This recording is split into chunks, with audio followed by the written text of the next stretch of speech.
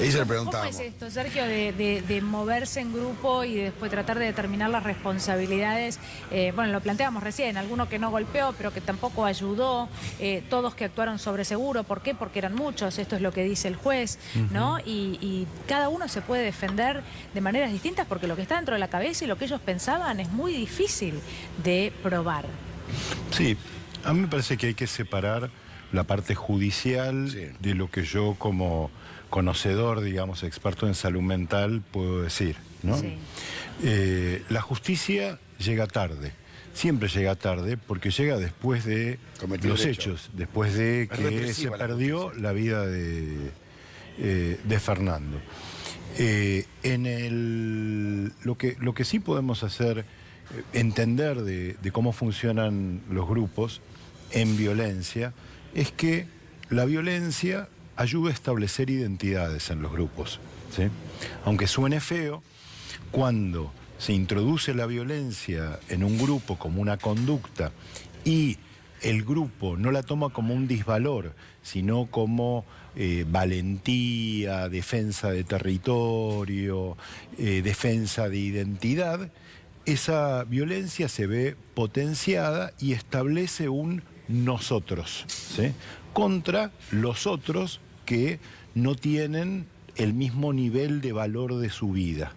Y entonces estos otros son negados al derecho al respeto, al derecho a la vida, depende del nivel de violencia que se ejerza.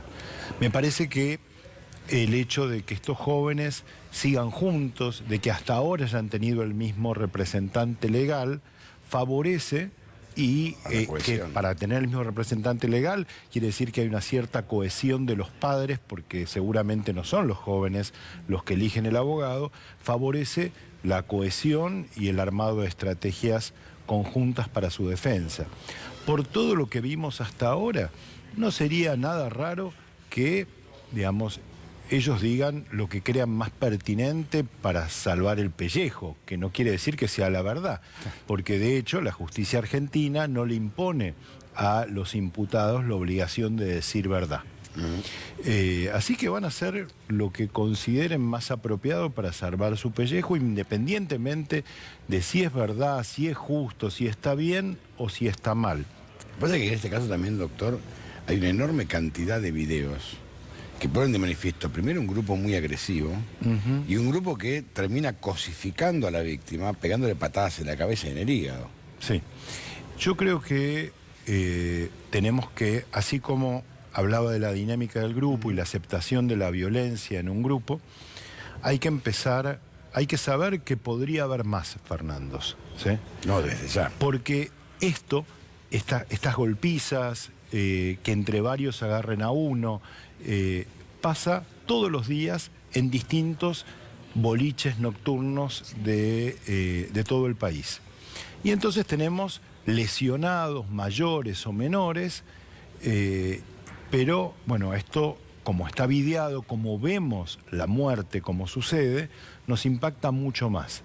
Pero hay que empezar a pensar en qué tiene que hacer el Estado, qué tenemos que hacer para lograr que no haya otros Fernandos, ¿sí? Y no es un misterio, digamos, no es una cosa... yo he visto los proyectos de ley que hay, que algunos punitivos, porque si se hace más pena para agravante y qué sé yo. Como estos problemas están instalados en otras sociedades, hay otras sociedades que se han puesto a ver y qué hacemos con esta situación. Entonces la Organización Mundial de la Salud tiene un documento del 2015 donde analiza distintos planes de acción para la prevención de la violencia juvenil, donde es muy difícil actuar sobre la violencia cuando la violencia tomó un volumen, un tamaño, una ferocidad como tiene en ese instante. Entonces, los planes, digamos, para la disminución de la violencia juvenil van, en primer lugar, formar un organismo nacional de prevención de la violencia juvenil, en el cual confluyen la justicia, el Ministerio de Educación y el Ministerio de Salud, ¿sí?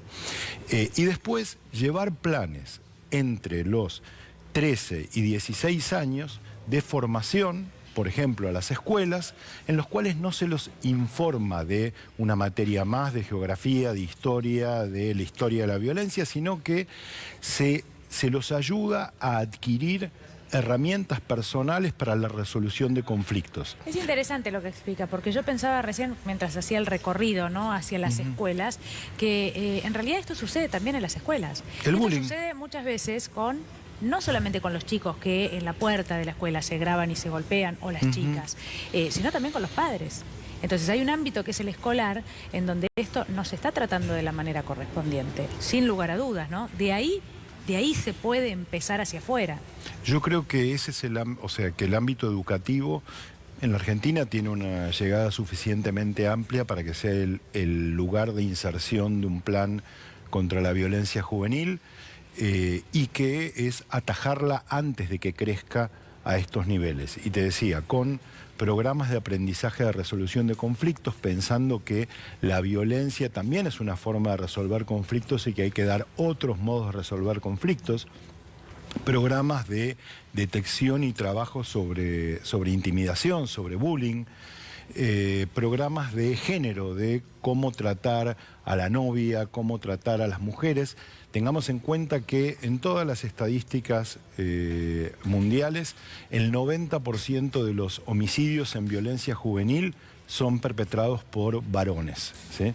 Y el 83% son víctimas varones también, como vimos en el caso de Fernando. Ahora, también hay una realidad.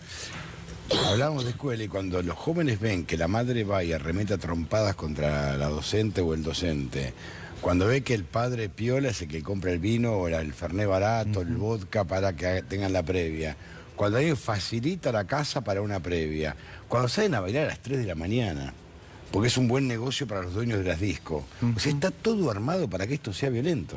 A ver, estos organismos que se dedican al control de la violencia proponen, no prohibir el alcohol, pero, digamos, tener medidas nuevas para no facilitar el fácil acceso, como puede ser que los puntos de venta de alcohol estén registrados y no sean miles de puntos de venta de alcohol. Kioscos, por ejemplo. Digamos, hay países en los cuales la venta de alcohol es un monopolio estatal, como en Canadá, por ejemplo. Y entonces cada lugar que vende alcohol en realidad es una oficina estatal. Y puedes comprar el alcohol que quieras si estás en condiciones legales en determinados horarios, pero el que regula y maneja la venta de alcohol es el Estado. Y no le prohíbe nada a nadie, ¿sí? Otra es planes para disminuir la tenencia de armas. Digamos, la tenencia de armas también termina mal. Y lo que decías vos de los padres es muy importante. Por ejemplo, hubo un plan colombiano en el cual, digamos, se apoyaban en 3 niveles: la formación docente para detectar la intimidación y para actuar respecto a la intimidación, y talleres para padres, ¿sí?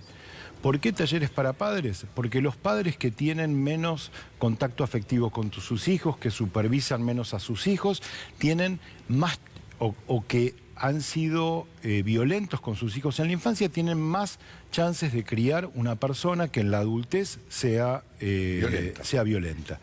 Y se les puede dar herramientas a los padres para encaminarlos en otra dirección. Hay que incluirlos a los padres. Los hijos de padres con condenas por delitos tienen una tasa del triple de delitos que los hijos de la misma extracción social, de padres que no tienen condenas por delitos. Doctor, gracias. No, a ustedes.